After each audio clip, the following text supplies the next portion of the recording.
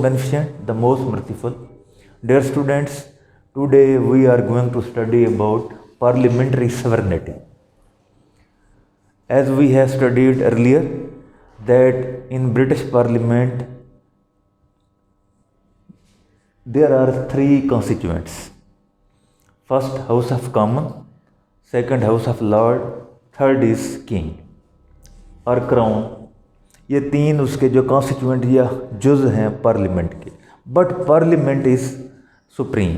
Parliament has full supremacy on all other institutions, even including executive.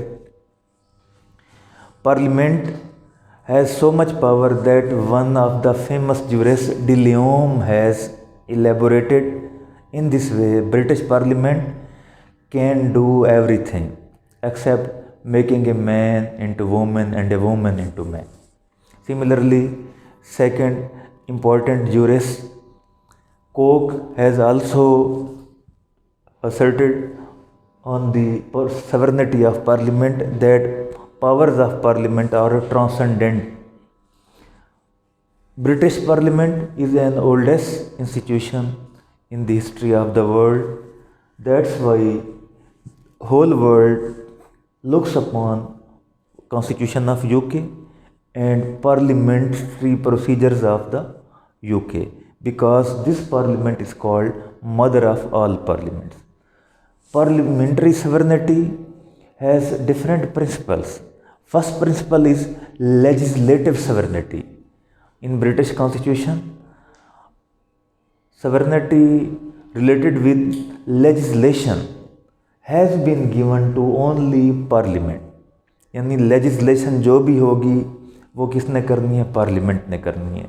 तो आइन साजी, कानून साजी का मुकम्मल इख्तियार सिर्फ़ और सिर्फ पार्लियामेंट को है. Second, complete supremacy of ordinary laws. यानी ऑर्डिनरी लॉज, कॉमन लॉज, अगर वो भी सुप्रीम हैं, उनकी बालादस्ती है, तो उस बालादस्ती के पीछे क्या है? बालादस्ती के पीछे भी आइन है कि complete supremacy of ordinary laws through constitution. Third, dependence है ऑफ कन्वेंशंस, कि कन्वेंशंस के ऊपर डिपेंड कर रहे हैं अपॉन लॉ ऑफ कॉन्स्टिट्यूशन. तो वो जो कन्वेंशंस हैं, कस्टम्स हैं, स्टैचूज़ हैं, जिनके ऊपर डिपेंडेंस करती है ब्रिटिश कौम, ब्रिटिश गवर्नमेंट, ब्रिटिश इंस्टीट्यूशंस, वो उन सब की जो है वैलिडिटी कहाँ से है? कॉन्स्टिट्यूशन से है. और कॉन्स्टिट्यूशन कहाँ से है? पार्लियामेंट से आया है. इस तरह से these are the principles of sovereignty of parliament. अब सुप्रीमेसी जो है वो दो लिहाज से है, is of two kinds. Sovereignty या supremacy as regard to public rights, supremacy as regard to private rights. First of all, we will discuss about supremacy related with public rights. For example, Bill of Rights,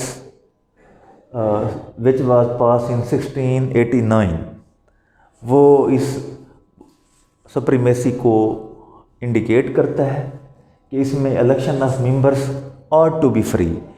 ये settle कर दिया गया है इस bill of rights के अंदर कि जो पार्लियामेंट के मेंबर्स होंगे उनके इलेक्शन क्या होंगे? फ्री और फेयर होंगे. और पार्लियामेंट के अमूर में किंग जो है इंटरफेरेंस नहीं करेगा. ये भी उसमें सेटल कर दिया. Secondly, act of settlement 1701. Throne जो है वो या मोनार्की या क्राउन जो है occupies power in UK, but those powers are not hereditary. Those powers are titled through parliamentary title. यानी वो पावर जो है पार्लियामेंट्री टाइटल के ज़रिए से या पार्लियामेंट के ज़रिए से दी गई हैं. तो ये नहीं है कि बादशाह का बेटा बादशाह बना है, बादशाह की बेटी मलका क्वीन बनी है, इसलिए पावर्स हैं, बल्कि पार्लियामेंट ने उन्हें वैलिडेट किया है. That's why according to act of settlement 1701, वो जो पार्लियामेंट की सुप्रीमेसी का टाइटल है उसके तहत किंग को, क्राउन को, क्वीन को जो है अथॉरिटी दी गई है. وہ جو نامینل سی یا کنزرویٹو قسم کی جو اتھارٹی ہے وہ بھی پارلیمنٹ کی مرہون منت ہے، وہ خود بخود جو ہے اسے پاورز نہیں ہے، یعنی ہیریڈیٹری پاورز نہیں ہے۔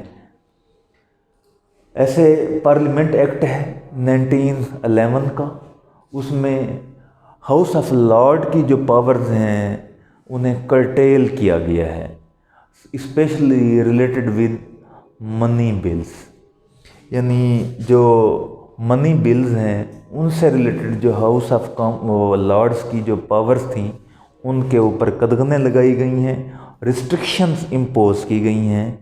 اس طرح سے یہ جو ایکٹس ہیں یہ ظاہر ریویل کرتے ہیں supremacy of parliament as regard to public rights. یہ پبلک رائٹس کا مسئلہ تھا کہ بادشاہ کے پاس کتنا پاورز ہوں گی، اور الیکشن جو پارلیمنٹ کے ممبرز ہیں ان کے کیسے ہوں گے، اور منی بلز کیسے پاس ہوں گے، کیا پروسیجر ہوگا، ہاؤس آف لارڈ نے کس حد تک جو ہے اس میں اپنی اسینٹ دینی ہے یا اپنا رول پلے کرنا ہے۔